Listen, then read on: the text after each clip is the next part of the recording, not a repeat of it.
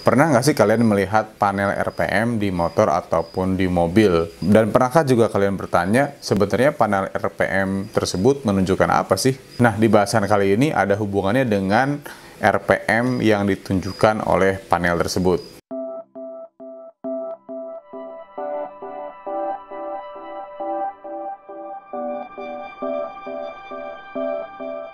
Assalamualaikum warahmatullahi wabarakatuh. Apa kabar semuanya? Selamat datang kembali di channel Tongsis Fisika. Dan di bahasan kali ini kita akan melanjutkan bahasan gerak, lebih tepatnya lagi gerak dua dimensi, yang pada video sebelumnya kita sudah membahas mengenai gerak parabola. Di bahasan gerak melingkar ini sepertinya akan saya bagi menjadi beberapa bagian nih videonya, karena kayaknya kalau dijadikan satu video terlalu banyak materinya. Dan video kali ini akan hanya membahas mengenai posisi sudut, perpindahan sudut, kecepatan sudut, dan percepatan sudut. Jika di beberapa bagian sebelumnya tentang gerak satu dimensi ataupun gerak dua dimensi yang kemarin, yaitu gerak dua dimensinya adalah gerak parabola, kita masih menganggap sebuah benda itu sebagai partikel. Tapi di gerak melingkar ini, kita tidak bisa menganggap benda yang bergerak melingkar ini sebagai partikel. Karena setiap benda yang bergerak melingkar, itu setiap titik di benda tersebut memiliki jarak yang berbeda-beda terhadap poros putarannya. Oleh karena itu, tidak bisa gerak melingkar ini dianggap sebagai partikel karena lintasan setiap titik di benda tersebut tidak sama. Walaupun semuanya sama bergerak melingkar, tapi pasti dengan panjang lintasan yang berbeda-beda bergantung dari posisi titik tersebut ke pusat putarannya atau poros putarannya. Sebagai gantinya, di gerak melingkar ini kita akan menganggap benda sebagai benda tegar. Apa itu benda tegar? Benda tegar itu adalah benda yang tidak dapat berdeformasi atau tidak dapat rusak begitu. Artinya bahwa setiap saat jarak setiap titik ke pusat putaran itu dianggapnya tidak berubah. Ya, walaupun memang tidak ada benda yang benar-benar tegar, tapi setiap benda pada bahasan ini dianggapnya benda tegar. Oke, kita akan coba masuk ke dalam bahasannya. Seperti dikatakan tadi, bahwa pada gerak melingkar, setiap titik, mungkin ada ratusan atau jutaan titik yang ada pada benda, itu bergeraknya sama, yaitu geraknya melingkar. Katakanlah misalkan di sini benda ini bergerak dengan titik poros, kita namakan titik porosnya adalah titik O. Dan titik yang kita maksud sebut saja namanya titik P. Jarak antara O dan P sebut saja R. Ketika benda bergerak melingkar, maka R-nya itu tidak akan berubah. Jarak dari O ke titik P-nya itu tidak akan berubah. Yang berubah adalah sudutnya. Jadi selama dia bergerak, maka sudutnya akan berubah. Lalu kemudian titik P bergerak, berputar, berlawanan dengan arah jarum jam. Dan sebut saja bahwa titik P sekarang ada di sini. Dia sudah menempuh lintasan berbentuk busur, yaitu S, dan menempuh sudut, kemudian disebut sudut theta. Maka sekarang posisi titik P kita nyatakan dalam sudut, yaitu ada di theta. Dengan definisi bahwa theta itu adalah S per R. Theta itu, posisi sudutnya itu adalah perbandingan antara jarak yang ditempuh dengan jari-jari atau jarak titik tersebut ke poros putar. Kalau kita lihat di sini, satuan dari S atau jarak yaitu meter, dan satuan dari jari-jari juga meter. Sehingga theta itu sebenarnya adalah tanpa satuan. Oleh karena itu dibuatlah satuan buatan atau disebut juga artificial unit yang disebut dengan radian. Dimana kalau kita lihat dari persamaan ini nih, theta sama dengan S per R, theta-nya itu akan sama dengan 1 kalau S dan R-nya sama.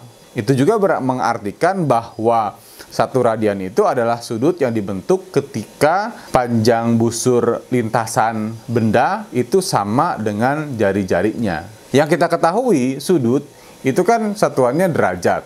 Nah, sekarang disebut satuannya radian. Oke, kalau begitu, satu radian itu berapa derajat ya kira-kira? Oke, kita coba lihat saja nih.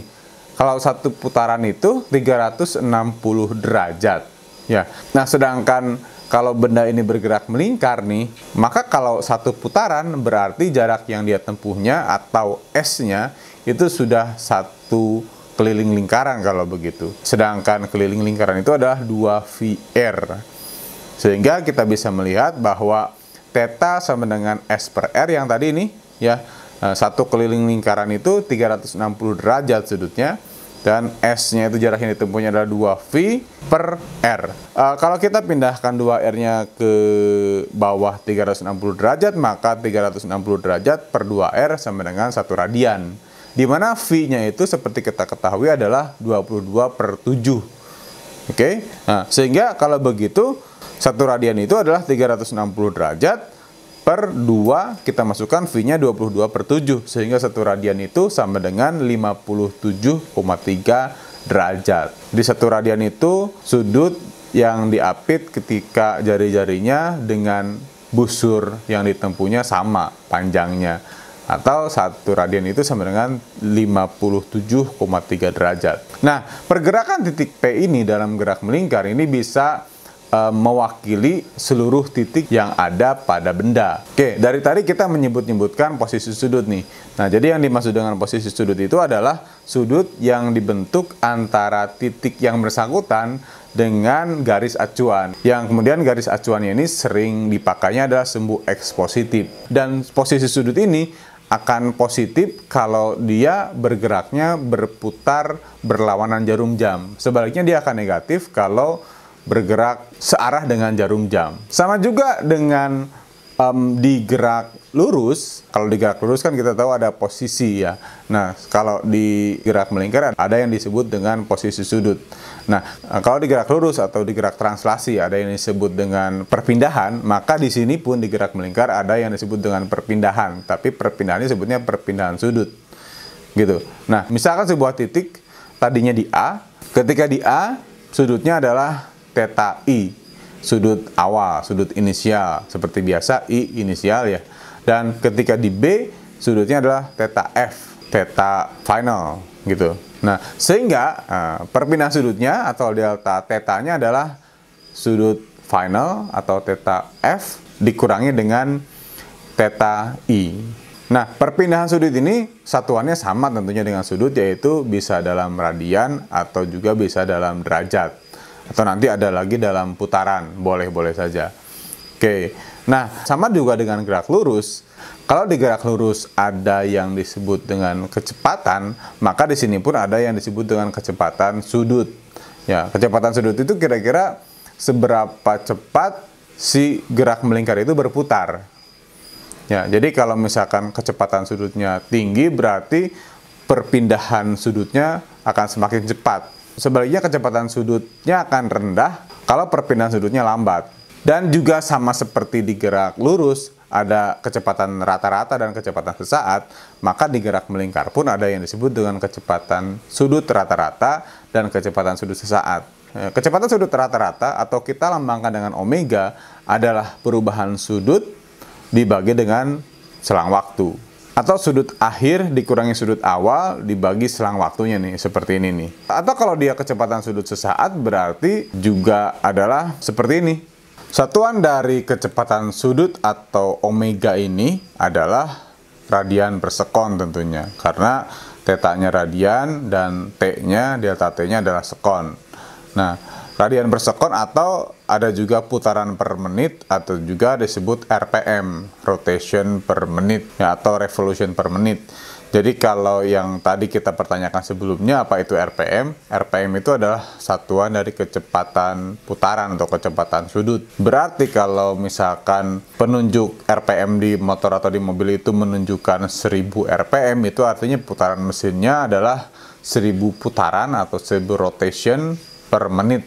Jadi setiap 1 menitnya berputar sebanyak 1000 kali. Yang kemudian kecepatan sudut ini sering juga disebut dengan frekuensi sudut. Nanti di beberapa bahasan berikutnya kita sebut omega ini adalah sebagai frekuensi sudut. Oke, selanjutnya kalau misalkan kecepatan sudutnya konstan, maka tidak ada yang disebut dengan percepatan sudut dong kalau begitu. Cuman kalau si kecepatan sudutnya berubah, berarti nanti ada lagi yang disebut dengan percepatan sudut. Seperti di bahasan sebelumnya, kalau ada percepatan, pasti karena ada perubahan kecepatan, begitu ya. Nah, sepertinya ini kalau mau paham bahasan ini harus nonton dulu video sebelumnya tentang posisi, perpindahan, kecepatan, dan percepatan. Ada di link yang saya sertakan di kolom deskripsi di bawah. Nah, kalau begitu maka percepatan sudut itu adalah perubahan kecepatan sudut dibagi dengan selang waktu seperti ini. Ya, kalau percepatannya percepatan sudut rata-rata. Oke. Nah, kalau percepatan sudut sesaat tentunya akan menjadi seperti ini. Apa itu kecepatan sudut sesaat? Apa itu percepatan sudut sesaat?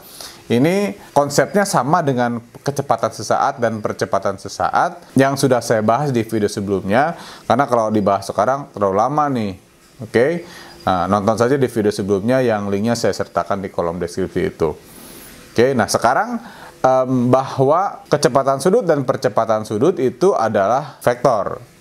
Nah, sesungguhnya di beberapa buku yang saya baca tidak ada secara jelas arah kecepatannya kemana. Hanya ini pasti akan ada kecepatan sudut yang positif dan ada kecepatan sudut yang negatif. Maka kemudian disepakati bahwa arah kecepatan sudut itu kalau dia bergeraknya berputar dengan arah berlawanan jarum jam, maka arah kecepatan sudutnya juga positif tentunya, karena perpindahannya juga positif ya. Jadi kalau misalkan seperti ini digambarkan saja nih, jadi kalau bergeraknya berlawanan arah jarum jam, maka ini arah kecepatan sudutnya ke arah sini nih. Sedangkan kalau searah jarum jam seperti ini, maka akan negatif yang arahnya ke arah situ tuh.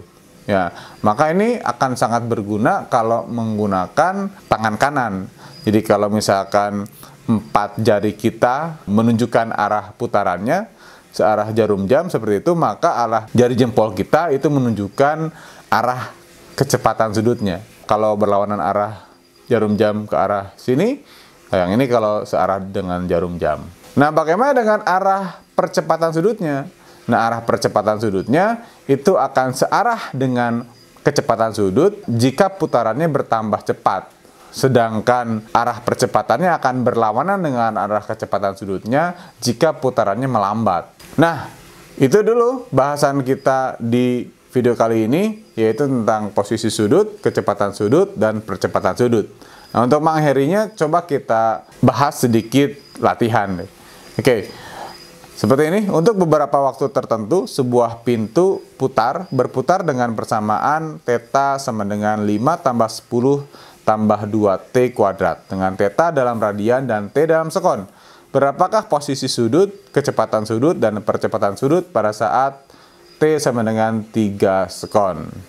Sekali lagi, ini akan sangat berguna kalau Anda memahami mengenai diferensial yang sudah saya sampaikan ketika saya membuat video tentang kecepatan sesaat.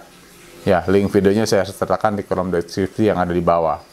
Oke, kita lihat posisi sudutnya. Karena ini adalah persamaan posisi sudut, maka kita tinggal masukkan saja ke persamaan ini.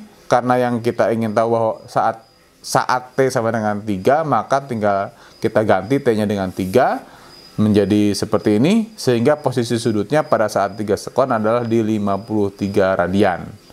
Sekarang kecepatan sudutnya nih. Kecepatan sudut pada saat 3 sekon itu berarti kecepatan sudut sesaat. Kalau kecepatan sudut sesaat berarti dθ dt. Jadi diferensial dari posisi sudut. Nah, kita diferensialkan, nah, maka hasilnya akan menjadi 10 plus 4T. Ini adalah persamaan kecepatan sudutnya, atau juga bisa disebut dengan frekuensi sudutnya. Maka kita masukkan T-nya ada T-nya 3 sekon, maka kita mendapatkan kecepatan sudut pada saat T sama dengan 3 sekon adalah 22 radian per sekon. Oke, nah percepatan sudut tentunya adalah turunan atau diferensial dari kecepatan sudut. Seperti ini, d omega dt. Omeganya, persamaan kecepatan sudutnya adalah yang ini nih, yang 10 plus 4T. Nah, maka kita diferensialkan sehingga hanya tinggal 4 radian per sekon kuadrat saja. Apa maknanya? Berarti percepatan sudutnya konstan. Di detik keberapapun percepatan sudutnya tetap segini. Ya, percepatan sudutnya konstan. Nah, itu dia sedikit bahasan mengenai posisi sudut, perpindahan sudut, kecepatan sudut, dan percepatan sudut. Semoga video ini bermanfaat. Ketemu lagi di video berikutnya. Saya Agung Firmansyah dari Tongsis Fisika.